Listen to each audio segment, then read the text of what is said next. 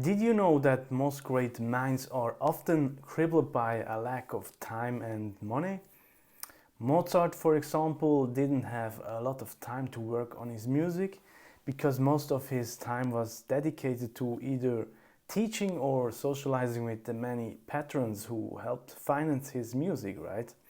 So if you want to know more about how great thinkers like Mozart spent their time and what all of them had in common, watch this video. Hey friends, Silvano here from ruffinstudio.com. So the other day I stumbled over a book called Daily Rituals from Mason Currey, which is all about the habits and the rituals from great creators, right?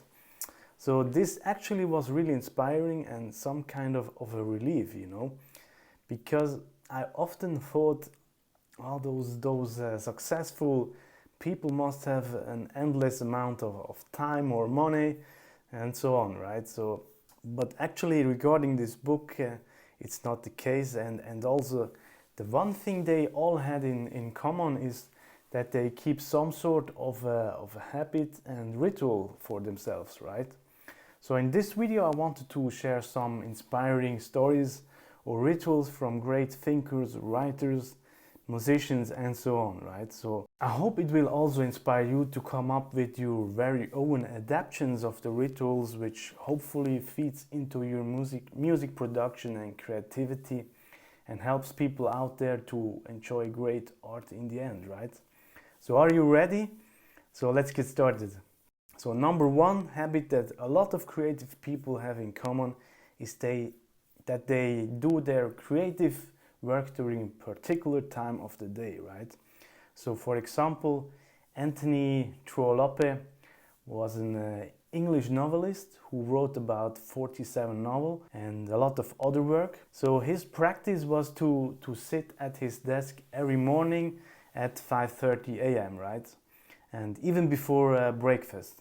So his goal was to write 250 words every quarter of an hour. So he had a specific time to write and a very specific goal already in mind, right?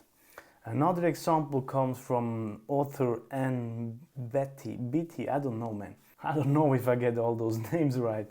So she was, in contrast to Anthony, a complete night owl, right? So she preferred to work from 12 a.m. to 3 a.m., right? So during the night. So I think people are different and have a different inner clock, right? Personally, I always thought I would be a night owl, but about 5 to 6 years ago, I adapted to a morning person, and at the moment my ritual is to get up at 4, getting a cold shower and a coffee, and then I like to write music for 30 minutes from 5 to 5:30, right? So it's like my me time, right? Sometimes I add another session in the evening, but by doing the work early in the morning, I already have peace of mind, right? Because I did somehow my homework already. So do I sometimes oversleep? Yes, of course, from time to time this also happens, right? Maybe 1 to 3 times a month, but yeah, it's just the way it is. So let's move on to the second rituals and habits a lot of great thinkers have in common. And this is that they often didn't have the perfect life circumstance, but still it wasn't an excuse for them not to create things, right? So for example, take Karl Marx, who wrote his masterpiece Das Kapital, or also known as Capital, a critique of political economy, right? And he spent most of his life in London as a political refugee, right? Suffering of poverty and disease before even completing the first volume of the book Das Kapital, right? Another example from the gentleman from the first example, Anthony Trollope, who was certainly inspired by his mother, because she started writing at the age of 53 and had six kids to take care of, right? That's crazy. So in order to squeeze the necessary writing time out of the day, she sat down at her desk each day at 4 a.m. and finished her writing in time to serve the breakfast afterwards for the family, right? And then again, Mozart, that I was talking about in the beginning, where he also just had the nights to write on his music, because most of his time was spent on teaching and socializing with his patrons, right? So this tells us, even if we don't have the perfect circumstances or perfect gear or tools, whatever it is, right? We just need to start somewhere and kick things off, right? I mean, this is far from perfect what I'm doing here, right? And I think it's good to remember that there is no right or wrong.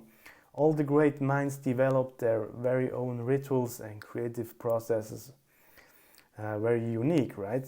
So this is the third thing they had in common. So for example, Gertrude Stein, a novelist, would be satisfied with only 30 minutes of writing time each day, and she said, if you write half an hour a day, it makes up for a lot of writing time over the year, right? So, and then in contrast, there was the poet W.B. Yeats, I don't know how to pronounce all those fucking names, bro. I hope I got this right. But anyway, he admitted that he's a very slow writer, and he said, I have never done more than 5 or 6 good lines in a day. So in conclusion, it's not only the time dedicated to working, but also the speed, right? And this also varies from artist to artist. So if you can finish 2 or 3 tracks a week, that's awesome. If you can finish 1 a week, that's also cool, of course. If you finish 2 a month, who cares, right? As long as you finish them and had fun in the process, everything is cool, in my opinion. And in the end, it goes into the right direction.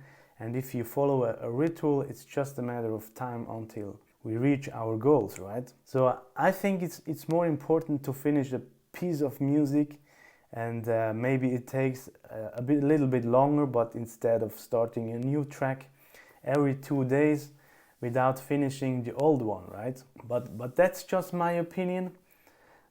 Because I believe there are several skill sets involved of finishing a track, right?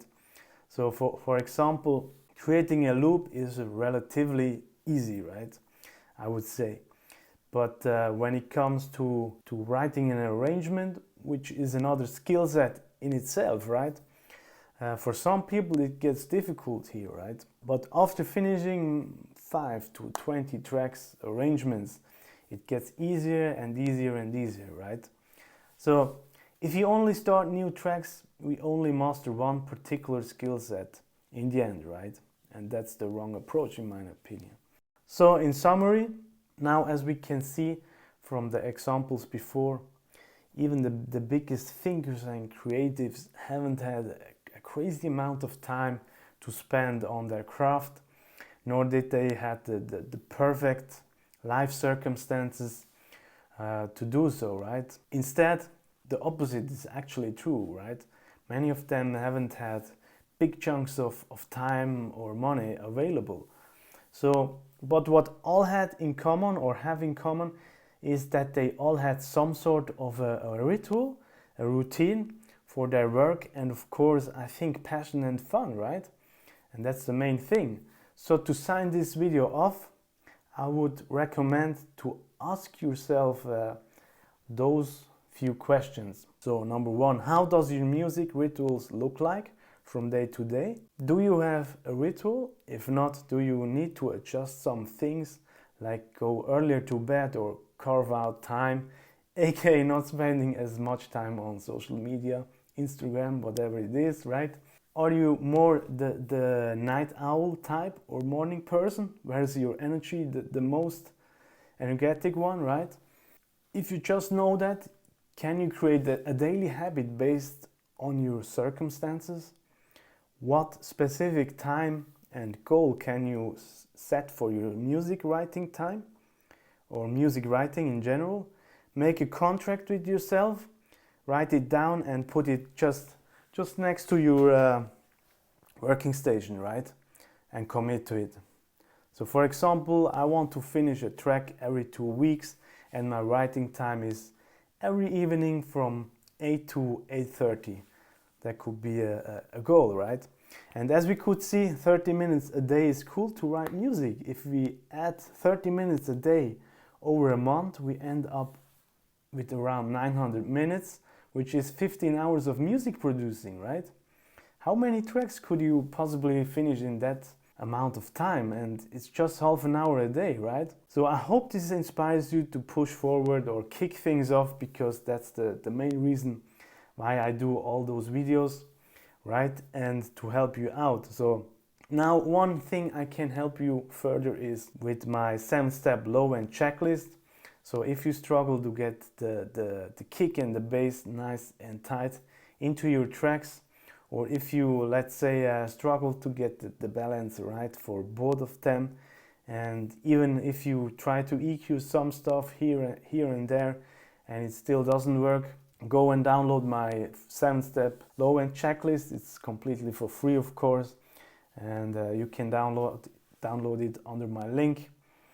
And yeah, I hope this helps. So I hope this was inspiring. And again, if you want to check out the book, the name is Daily Rituals from Mason Currey. If you want to dive deeper into it. See you next week. Thanks for watching. Thanks for your time. Cheers.